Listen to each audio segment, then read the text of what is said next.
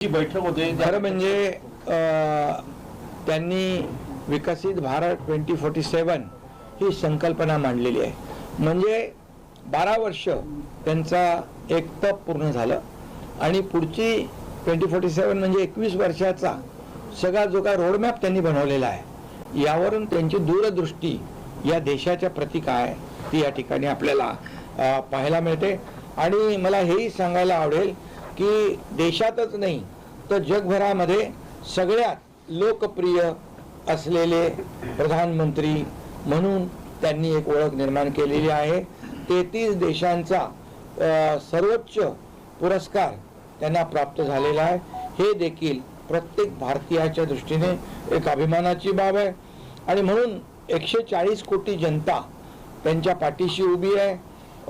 140 कोटी जनतेची प्रेरणा आणि प्रेम आशीर्वाद त्यांना प्राप्त आहे। महाराष्ट्राच्या दृष्टीने आपण जर पाहिलं तर महाराष्ट्रामध्ये देखील मी जेव्हा 2022 ते 24 मुख्यमंत्री होतो त्या काळात देखील आता देखील देवेंद्रजी मुख्यमंत्री त्याही काळामध्ये की प्रधानमंत्री नरेंद्र मोदीजींनी महाराष्ट्राला देखील डबल इंजिन सरकारच्या माध्यमातून कोस्टल रोड, समृद्धी हायवे, अटल सेतू, नवी मुंबई एअरपोर्ट, वाढवण पोर्ट अशा प्रकारचे मोठे प्रकल्प करण्यासाठी खूप मोठ्या प्रमाणावर निधी दिला। कारण यूपीए सरकारने जेव्हा यूपीए सरकार होतं त्यावेळेस महाराष्ट्राला अवघे 2 लाख कोटी दिले होते, परंतु फक्त 12 वर्षामध्ये मोदी सरकारने 10 लाख कोटी रुपये दिले आणि त्यामुळे महाराष्ट्राची जी प्रगती आहे त्यामध्ये देखील त्यांचा मोठा सिंहाचा वाटा आहे। मराठी भाषेला अभिजात भाषेचा दर्जा त्यांनी देण्याचा निर्णय घेतला आणि मराठी भाषा संपूर्ण देशभरामध्ये विश्वविद्यालयांमध्ये त्या बाबतीमध्ये त्याचा प्रसार आणि प्रसार व्हावा, प्रचार प्रसार व्हावा यासाठी देखील निर्णय घेतला। त्यामुळे विकास ते विरासत म्हणजे डेव्हलपमेंट पण केला। इन्फ्रास्ट्रक्चरमध्ये म्हणू तर यूपीए सरकारच्या काळात जेवढे रस्ते होते त्याच्या दुप्पट रस्ते केले, विमानतळ जेवढी होती त्याच्या दुप्पट विमानतळ केली। या ठिकाणी इन्फ्रास्ट्रक्चरमध्ये नंबर 1 भारत राहिला आणि त्याचबरोबर महिलांना देखील आत्मनिर्भर करण्याचं काम त्यांनी केलं। जनधन योजनेतून 50 कोटी लोकांची बँक खाती त्यांनी खोलली। त्याचबरोबर काँग्रेस आतापर्यंत गरिबी हटाव गरिबी हटाव गरिबी हटाव म्हणत होतं, गरिबी हटली नाही, गरीब हटला, परंतु मोदीजींनी 32 कोटी लोकांना दारिद्र्य रेषेच्या वरती काढलं। आजही 80 कोटी लोकांना अन्नधान्य जीवनावश्यक वस्तू देण्याचं ते काम करतात।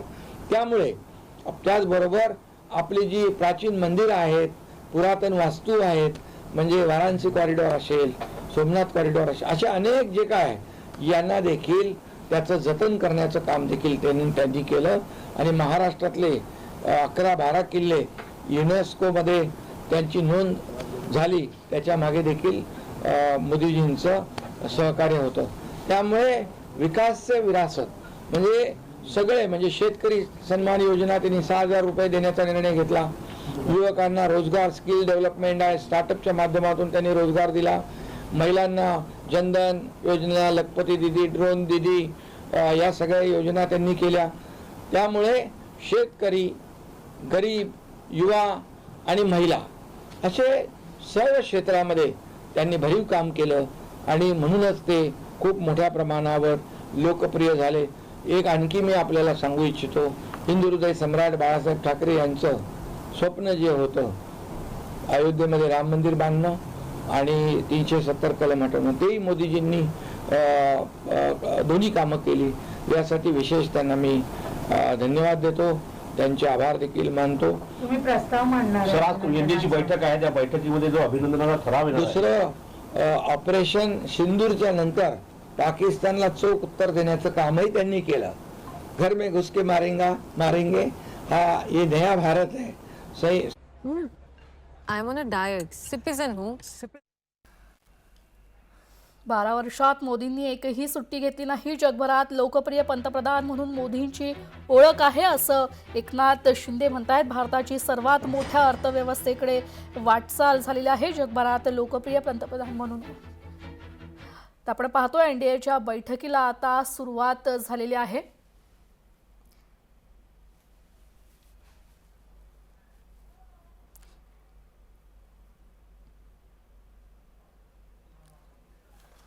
पंतप्रधान नरेंद्र मोदींनी पंडित जवाहरलाल नेहरू यांचा पंतप्रधानांचा योगदान दिलेलं आहे आणि म्हणूनच मी त्यांचं खूप खूप मनापासून पुन्हा एकदा अभिनंदन करतो. तर आज प्रस्ताव आज मांडणार आहात एनडीएच्या बैठकीत आणि सर या पूर्ण 12 वर्षाच्या कार्यकाळात तुमचा पण एक एनडीए पार्ट घटक म्हणून महत्वाचा एक रोल प्ले होतो. बरोबर आहे. आज त्यांच्या अभिनंदनाचा प्रस्ताव जो आहे त्यावर देखील मला बोलण्याची संधी एनडीएचा घटक पक्ष म्हणून मिळणार आहे. हे मी माझं भाग्य समजतो बिलकुल आणि त्यामुळे देखील त्यांना धन्यवाद देतो. तुमचा आणि पंतप्रधान नरेंद्र मोदींचा अनेकदा संवाद झालेला आहे, अनेकदा भेटी झालेल्या आहे. काही अशा आठवणी ज्या आम्हाला सांगता येईल आपल्या निमित्ताने? तुमचा बराच वेळा खरं म्हणजे एनडीएचा घटक पक्ष म्हणून शिवसेना काम करतेच आहे, परंतु एक कुटुंब प्रमुख आणि एक पारिवारिक जे नातं आहे ते जपण्याचं काम देखील प्रधानमंत्री मोदीजींनी केलं. याचा अनुभव मला स्वतः आला.